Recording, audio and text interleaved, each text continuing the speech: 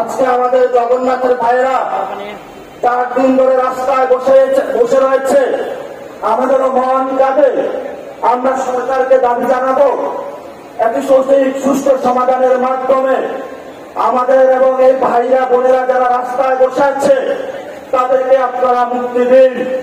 দীর্ঘদিন ধরে জগন্নাথ ভার্সিটি একটি স্বৈরতান্ত্রিক কাঠামোর মধ্য দিয়ে না তাদের শিক্ষা ব্যবস্থা উন্নত হয়েছে, না তাদের আবাসন ব্যবস্থা।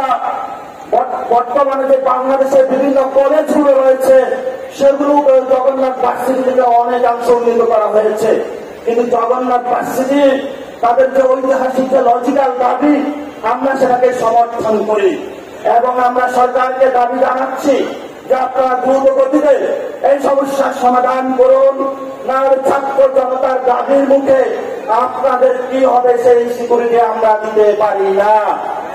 আজকে ঢাকা শহরে আমাদের মা বোনদের আরেকটি ঐতিহাসিক জমায়েত হচ্ছে, আমরা তাদের প্রতি সংহতি প্রকাশ করছি, কারণ আমাদের মা বোনদের যে ঐতিহাসিক দায় এবং দরদ রয়েছে বাংলাদেশের প্রতি তা আমরা অস্বীকার করতে পারব না।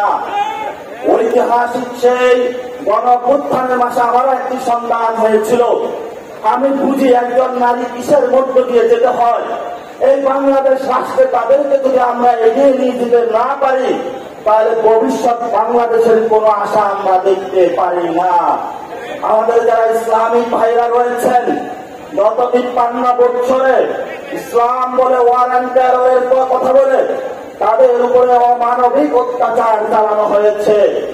গত 53 বছরে এই বাংলাদেশে দাড়ি টুপি পরার কারণে, টাকনুর উপরে প্যান্ট পরার কারণে এই ছাত্রলীগ, যুবলীগ, আওয়ামী লীগ এই পল্টন ময়দান থেকে শুরু করে বাংলাদেশের প্রতিটি আনাচে কুকুরের মতো বিভিন্ন জায়গায় মানুষকে পিটিয়েছিল।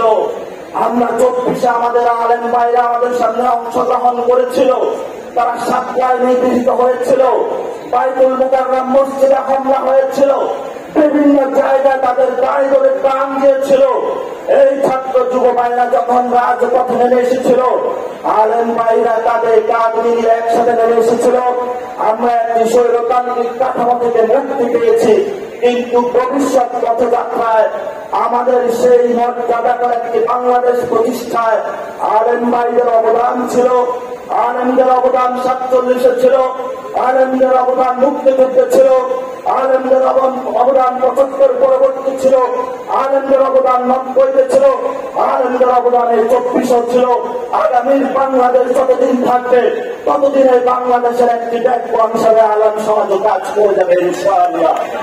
আমরা আলেম সমাজের সেই স্যাক্রিফাইসকে আমাদের হৃদয় থেকে স্মরণ করছি এবং আপনাদের হৃদয় থেকে আপনাদের এই কোরবানি আমরা ইতিহাসে এই যুবশক্তি আপনাদের আজীবন স্মরণ করে যাবে ইনশাআল্লাহ।